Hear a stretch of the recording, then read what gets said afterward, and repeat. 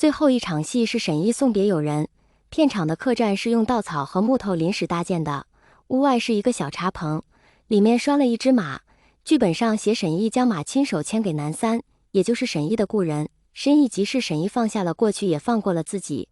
中间隔了一个午饭，蓝忘机早准备好了，他按照蓝氏祖传的菜单做了份既营养又清淡的饭菜。这要是搁以前，魏无羡看到这些饭菜，眉头能皱成山丘，而现在却正好赢了他的口味。比起那些可怕的药膳，蓝氏的青菜蛋羹完胜。吃饭的时候，魏无羡无意间看见有个身影从他眼前晃过，那人压低了帽子，看不清脸，行为颇有些怪异的在茶棚下面摆道具。魏无羡使劲想了想，也没想出这个身影像谁。蓝忘机还给他带了半只盐焗鸡，慢条斯理的撕成丝，一根一根喂。魏无羡忙着吃，也就没想那么多。到了下午正式拍摄时，看马的师傅将马儿拉到固定位置绑好，那马训练有素，乖乖的在原地喝马槽里的水。灯光摄影到位，魏无羡最后看了几眼剧本，南三是个新人，又是魏无羡的小迷弟，相处的久了，即把魏无羡看成老师，一从心里把他当成朋友。两人合作了一段时间，颇有默契，这一场戏很快就过了。魏无羡很欣赏这个小辈，想到以后大概也没有机会合作了，便出言鼓励他，调侃说拍完最后一场就可以收工回家睡大觉了。小新人不好意思的挠挠头说这场拍完，他后面还有10几场。魏无羡奇道为何？南三说导演的意思，男二的戏份到了他身上，一些场景需要重拍。这时魏无羡才想起，这剧里还有一个叫严俊的人，刚才那个身影可不就是他？他正愣神，系在一旁柱子上的马儿突然发狂叫了起来，魏无羡吓了一跳，紧接着那马身子大幅度的抖起来，魏无羡靠得近，竟然看见马的眼睛里流出了血。周围的工作人员都吓了一跳，发狂的马儿边吼叫边前后踢蹬死命去撞绑着他的柱子，不过2、3下，马儿就挣脱了绳子，慌不择路的往外跑去。这一切发生不过10秒之内的事，魏无羡原本便与那马儿保持安全距离，因而就算马发狂的突然，他也并没有被伤到。魏婴，身后突然传来蓝湛急切的声音，魏无羡往棚外望去，便看见蓝忘机朝他飞奔过来，周围人脸上具有惊色，还未反应过来发生了什么事，他就被蓝忘机一把抱入怀里。他能感觉到自己被推到了地上，着地时却没有多少痛楚，紧接着就像是做梦一样，他看着头上原本搭得好好的茶棚忽然4分5裂的倒塌下来。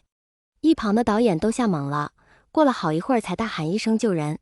绵绵拿出手机要拨120，手抖的找不准按钮，试了好几次才终于拨出去。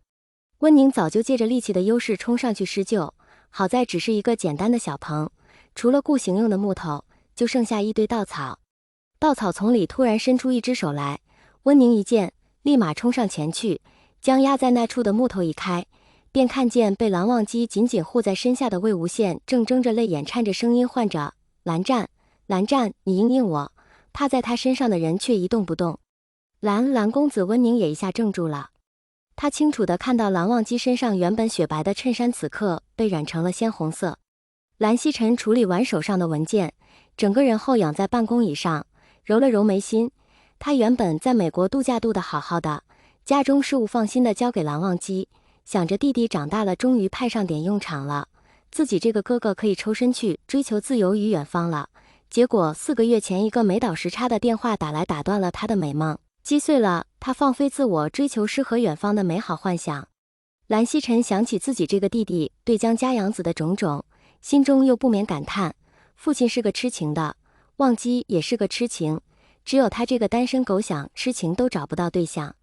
不过想起再过不久就会有一个胖乎乎的小侄子，疲惫的脸上也流露出些许笑意。有了孩子，叔父对魏无羡多少能宽容些，今年过年，小两口应该不会可怜兮兮的回不了蓝家。叔父一把年纪了，虽然表面严厉，但老人总是喜欢小孩子的，到时候把小宝宝往怀里一塞，就是石头心也能给捂热了。到时他再帮着旁敲侧击一下，让魏无羡入了蓝家族谱也不是不行。他揉了揉右眼眉角，想着今日怎么眼皮老是跳，想起前几日闹得沸沸扬扬把蓝启仁气得不轻的绯闻，莫不是忘记那个做天做地的小娇妻又捅出了什么幺蛾子？他正这么想着，特助们也顾不上敲，拿着手机冲进来，一脸大事不好，蓝总，忘机出事了。魏无羡这几年虽是医院的常客，每一次来这里也不是什么愉快的体验，但他心里并不像很多人那样厌恶排斥医院，